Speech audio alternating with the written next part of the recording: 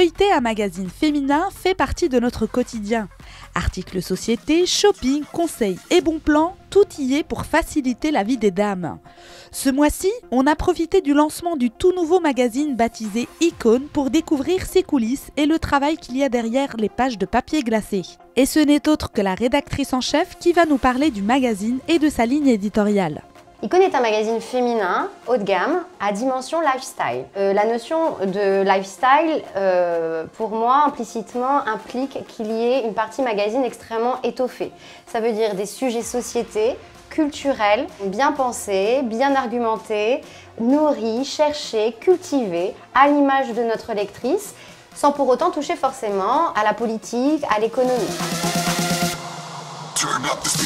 Avant chaque numéro, nous organisons une réunion de rédaction où nous convions tous les collaborateurs à venir, selon le rubricage prédéfini, exposer leurs idées. Ils peuvent nous suggérer des gens interviewés, une actualité sur laquelle rebondir ou un phénomène de société qu'il serait intéressant de pouvoir suivre. Typiquement, ça a été le cas avec les Daddy Cool.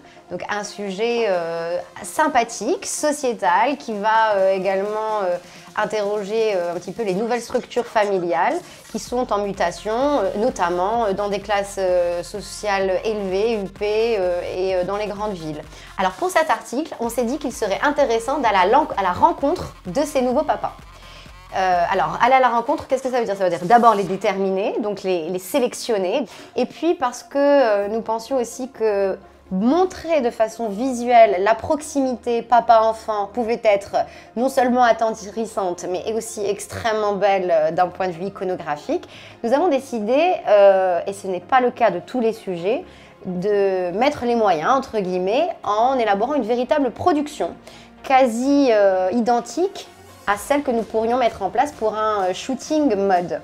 Donc, ça implique un shopping en bonne et due forme, après avoir pris les mensurations de chaque intervenant, où nous allons en magasin, nous essayons de trouver des looks qui correspondront aux personnes qui figureront sur la photo.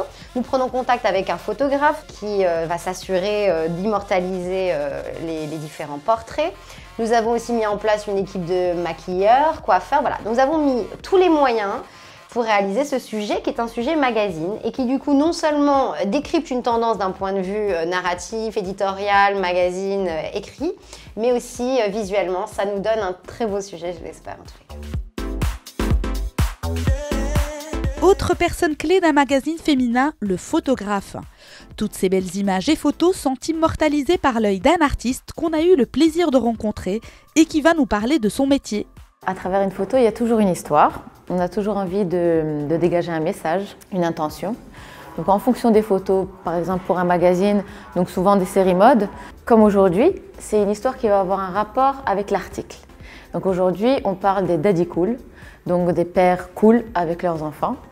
Donc on essaye de dégager à travers l'image la complicité qu'il va y avoir entre le père et l'enfant. C'est toute la mise en scène, tout ce jeu, je dirais pas d'acteur, mais c'est un jeu entre le modèle et le photographe.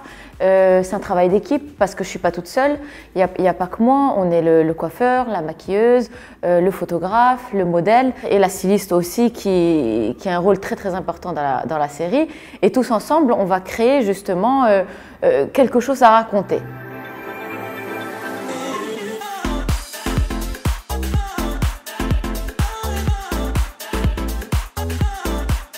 Une fois le sujet fini, donc prenons l'exemple des Daddy Cool, les photos sont dans la boîte, la journaliste magazine a interviewé ces fameux papas, elle revient à la rédaction, donc elle analyse toutes ces informations, elle rédige son texte et avant de passer au montage avec le directeur artistique, il y a une étape essentielle qui est celle de la correction puis validation par le secrétaire de rédaction.